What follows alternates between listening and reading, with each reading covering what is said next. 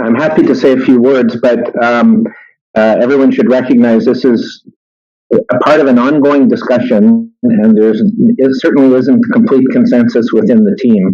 And so these are issues that we're grappling with. So what I thought I'd do is try to be provocative and just state a position rather than try to reflect everybody's views on the matter, in the hopes that that would create enough annoyance that people would jump in and correct me, and we'd have a more lively discussion. So I want to start with two questions. I mean, this is kind of very basic. This is also not a very sophisticated analysis, I'll warn you. But it seems to me two of the big questions are, what is changing, and what changes are transformative? In other words, what do we mean by transformative change anyway? And so I want to start with two answers to those questions, just as a springboard to the discussion. But obviously, these could be challenged as well. I think when we talk about what's changing, we're actually not talking about climate change policy. We're talking about the whole complex socio-technical natural systems that are really the units of our analysis. So it is communities and the environment, the physical environment in which they exist. And the second point I want to make about that is that the boundaries of these units of analysis, these communities, are incredibly fluid and arbitrary. It's becoming harder and harder to say where the community begins and where it ends, when so much happens really at a global level about communication networks, about social behaviors and cultural norms, about technologies, about births, and so on. So that's the initial point. But I think we need to think beyond institutions. We're not just talking about what municipal governments do about climate change.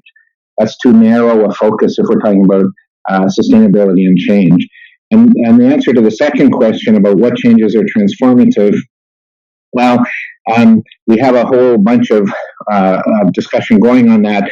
I still like the definition we created for IPCC, which is that it's this sort of complex array of many different factors: technological, economic, social, institutional, cultural, biophysical characteristics that determine the interactions between us and the world around us, between us and the natural world.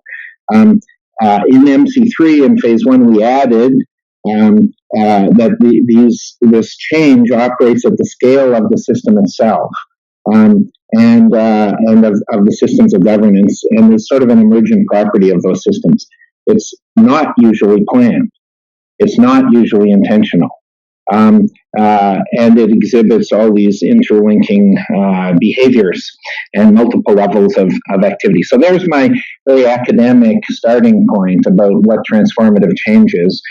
The perhaps more controversial point I want to make is all plausible future states of society, or of the communities we're interested in, every one of them that is plausible involves transformative change. There isn't a plausible future out there that does not involve transformative change.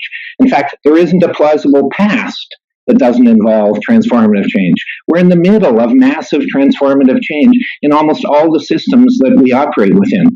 Political, cultural, social, economic, environmental. It's all around us. So the whole idea of incremental change in these systems is a nonsense.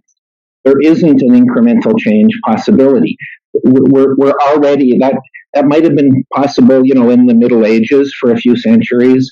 It might have been characteristic of the post-Second World War period from about 1945 to about 1980, where there really was a strong sort of pattern of change. It wasn't very incremental in my view, but maybe you could argue that point. So what this means is, if you follow the logic of so-called business as usual scenarios or pictures of the future, just follow them through. Just look at them, what they're saying. They all become either completely implausible, like impossible, or massive change scenarios, because they focus on a few variables and ignore all the other changes going on all around. So the key there is that those are scenarios where the transformative change is completely unanticipated. And we see this time after time after time where we think we know what's going to unfold, we think it'll be incremental, and boom, it isn't. We don't have to invoke political change in the US in the last year to make this point, but of course it makes it in a rather major way.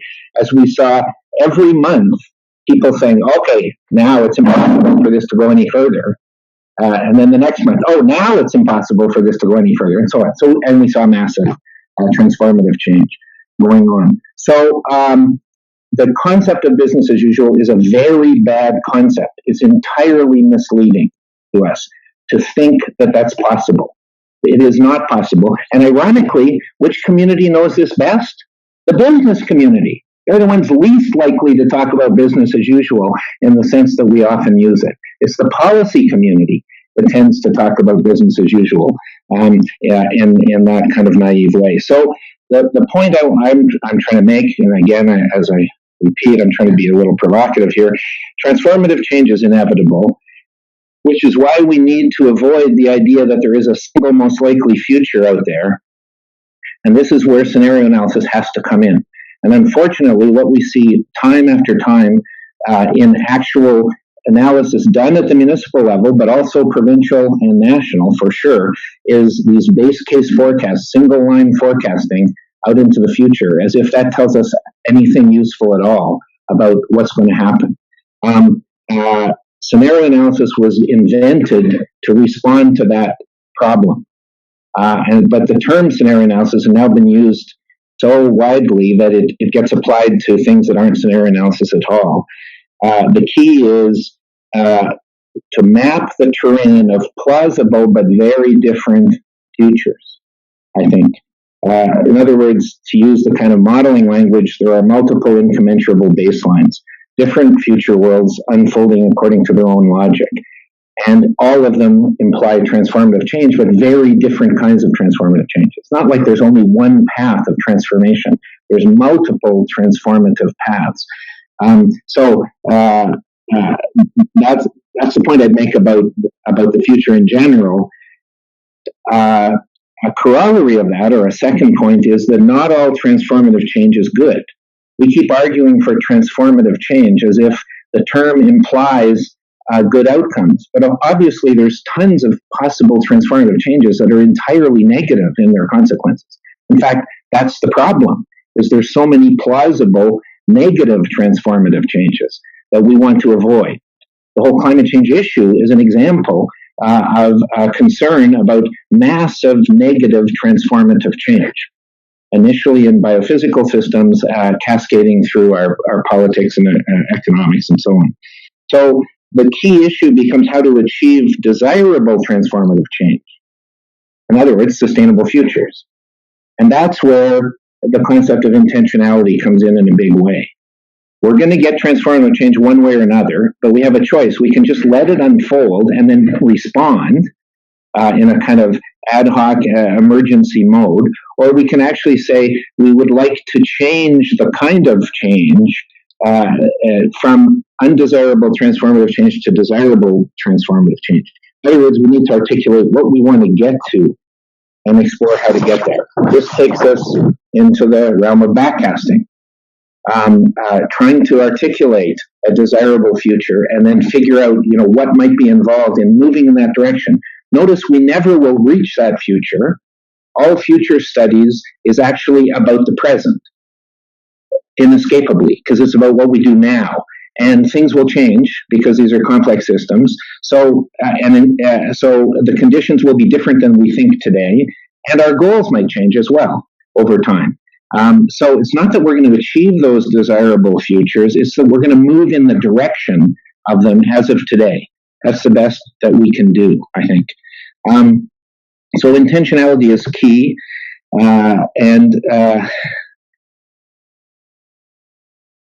Then now let me give a sop to Anne and others with whom I've been debating this issue by saying that policy action can be incremental. The future will not be incremental. The future will be transformative, but the actions we take can be based on an incremental mindset and can be very path dependent. And that's a problem, because that means that as things transform around us, we're still using yesterday's approaches, which may have worked yesterday. Actually, they probably didn't work very well then either. But anyway, they're not working now because of this transformative change that we're part of.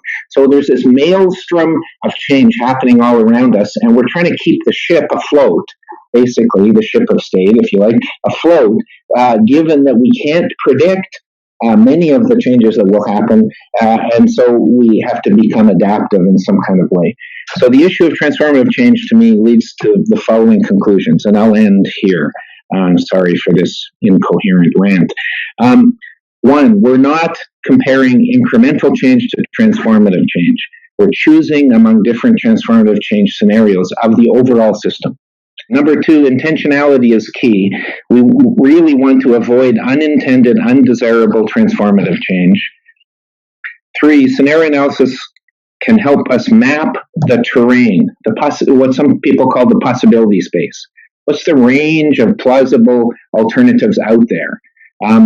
Some of which are very undesirable, and some of which might be more desirable. And in the end, number four, we must decide on the key values, principles, and goals that we have collectively through some kind of process of community engagement and some kind of political processes of accountability, and try to steer our way to a sustainable future, I think, through a sort of backcasting mode. Number five, this is about steering, not controlling. We can't control this process because it's full of emergent, unanticipated outcomes. But we can steer. We can move directionally. We can say this moves us a little more this way and a little less that way. We need to be adaptive and responsive. Social learning processes become critical here. And that speaks to much of the discussion we already had today. And so this takes me to the typical kind of standard academic conclusion about policy, and I apologize for that. Policy development needs to be adaptive, experimental, systems-oriented, multi-scale, all of those things that come out of the literature on sustainability, transformation, and systems change, I think follow from that. This has been an extremely academic kind of way of thinking about this stuff, but I do think there's strong practical consequences that in the case of BC, with communities in BC, we've already seen that the provincial leadership has withered away. It's not entirely disappeared. There's still some structures in place that are helpful, as Chris, you mentioned, and as you said, Steve, that are actually essential. Nevertheless, it isn't the same circumstance we had in 2008 to 2011 or 12 in place now. So there has to be ways of embedding this kind of stuff, either through single agency leadership, or moving from that to a distributed one if we get far enough along, that allow the kind of municipal ship to maintain a directionality towards what we think are desirable outcomes in terms of climate change, recognizing that climate change is only one of many, many complex interests that municipalities have to balance. And so we're looking for these points of synergy and convergence where climate change goals can interact positively with other goals, and moving in the direction of this larger set of goals also accomplishes our climate change objectives. So, sorry for the abstraction. That's my little polemic.